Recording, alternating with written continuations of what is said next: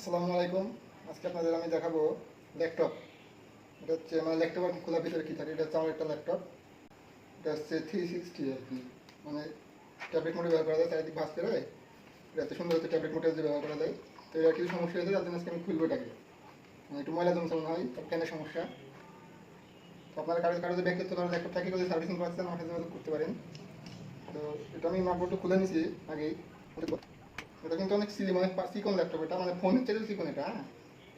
এই দেখছেন, এটা হচ্ছে পুরোটা, এটা হচ্ছে ব্যাটারি, এটা হচ্ছে মাদারবোর্ড, এটা হচ্ছে কুলিং ফ্যান। তো এখানে আমি আপনাদের দেখাবো আজকে একটা হার্ড ডিস্কের বিষয়। একে বলা হয় এসএসডি, মানে হার্ড ডিস্কের আপডেট ভার্সন। এটা অনেক ছোট হয় কিন্তু অনেক পাওয়ারফুল হয় এবং জায়গা কম নেই, না আয়তন কম। এটা দেখছেন সে আমাদের পুরানো মনের হার্ড ডিস্ক, যেটা এখন এলাকার বিভিন্ন যেসব কম্পিউটার দোকানদার আছে তারা ব্যবহার করে। এটা হচ্ছে আপনার কত, আসলে এটা একটা 1000 জিবি হার্ড ডিস্ক, আর এটা দেখা যাচ্ছে 1000 জিবি একটা এসএসডিতে। দেখেন কত আয়তন ছোট, আকার কত ছোট, কিন্তু এটার থেকে এটা অনেক ফাস্ট।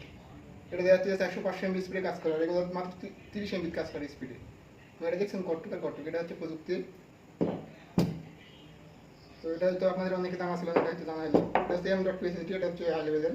কারণ যদি ব্যক্তিগত ল্যাপটপ বা ডেস্কটপ কম্পিউটার থাকে, যদি সার্ভিসিং করাতে চান বা কোনো সমস্যা হয় হয়তো বুঝতে পারছেন না, তাহলে আমার সাথে যোগাযোগ করতে পারেন। এই বিষয়ে আমি আপনাদের হেল্প করবো।